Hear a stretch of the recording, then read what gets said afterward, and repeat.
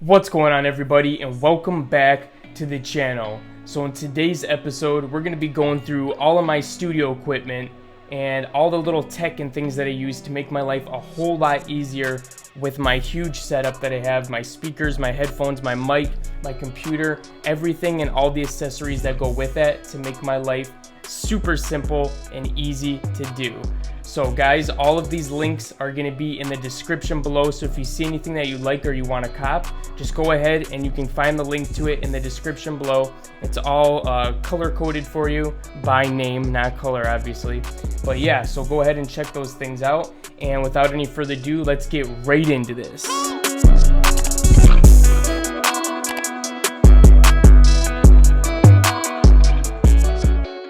Okay, so first we're looking at the DT770 Pros and then the DT990 Pros. Now I recommend both of these pairs of headphones. They're by Bayer Dynamic. These ones are the closed back and the 990s are the open back. The open back could be better for mixing. It's all dependent on you. The open back allows you to hear more of the space around you and things like that. So, and the other ones are better for recording vocals because they're closed back and none of the noise is going to bleed through. Another thing you'll notice is the cords are very long on these, so you won't need to get an extension or anything crazy like that. You'll be set to go. I highly recommend both of these pairs, and they're pretty inexpensive for the quality. Next, we're going to take a look at my cardioid condenser mic. It's an AT4040 Audio-Technica. It's just a regular condenser mic. I believe this runs right around $300, but you're getting a pretty decent microphone for the price. Next, we got the Aokio pop filter here. This thing's like 10 or 15 bucks, maybe 20, but a pop filter is really good for those P's and T's and those really sharp sounds that come out when you're talking. So next we're looking at the ISO Acoustics. These are isolation speaker stands. The cool thing about these is they stop the speaker from shaking at all, so you're hearing the noise as best as you possibly can. Now, as you can see, these ones are a little bit too big for the speakers that I have. Instead of sending them back, I figured I'd keep them because they still work, and I might upgrade in the future. And then we got the Rokit 5s by KRK. So these are decent speakers.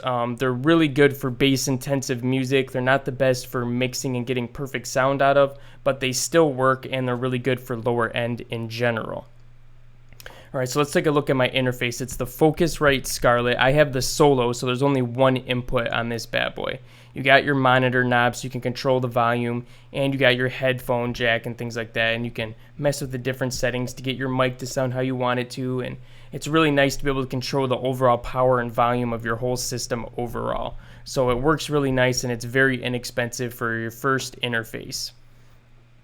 Alright, so now we're looking at the Magic Keyboard. This is a Mac keyboard. You can use it with Windows if you like, but it's wireless. I believe it runs off Bluetooth, and it's really simple. You just charge it right there in that dock, and then it's got an on and off button if you want to save some battery.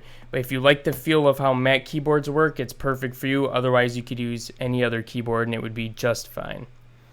Okay, so this is the Logitech Ball Mouse.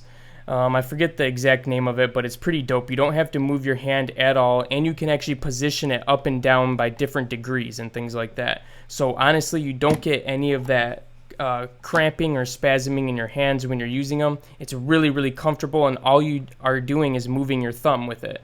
I freaking love this thing, and I've gotten really fast with it, so I don't use a regular mouse anymore. Okay, this is the Logitech Brio webcam. I've been using this bad boy since day one when I first started making my YouTube videos. And as you can see, the quality on my YouTube videos is pretty dang good. So this bad boy can get you really, really far, and it's really simple. It literally just plugs in with the USB port into your computer, and you're good to go. No other setup. Okay, this is a Havit laptop cooler stand. So some laptops tend to get hot, especially when you're running Ableton or programs like that cause the CPU to go crazy. So this is nice because it cools down the laptop just a little bit, nothing crazy, and you can go ahead and prevent your laptop from overheating, and it might actually save you some life on your laptop as well. And as you can see, there's a couple USB slots on the back and a power button, and it's that simple. And yes, all you do is set your laptop right on top of it, and you're good to go, my guy. You're good to go. Next is this Atola USB 3.0 hub. Oh my god, I recommend this to everybody. It's so amazing. If you need USB ports, this is what you want. You can control each one individually, so you can power it on or off. You have a ton of different USBs that all plug into one port, and you even have a charging little spot right here. So if you need a faster charge, if you want to charge your iPhone off of it, you could do it with that, or an Android if you're an Android user. But come on, get with it. So yeah, you got that. Okay, and this is also my LED video light. Okay, video lights are the most important. It's more important than a nice camera is having good lighting. And this thing is perfect for the price. It's really cheap, and you can control the power level at which it gets bright, and it gets really, really dang bright, too bright, honestly. So all it is a control. You got a power switch, and then you can control how bright it gets, and it's that simple. And then we also have the light stand that I'm using here, which just clips to my desk, and it's just one of those bendy wire things. So you can literally bend it into any pattern you'd like, and it'll fit perfectly for how you want it to go. Okay, so this is my SanDisk solid state drive. It's 500 gigabytes, and the solid state ones, like this one, are really, really fast. So this can be really useful for like plugins, sound kits, anything that you want to load your computer really quickly without having to wait. That's why you would want to get a solid state drive.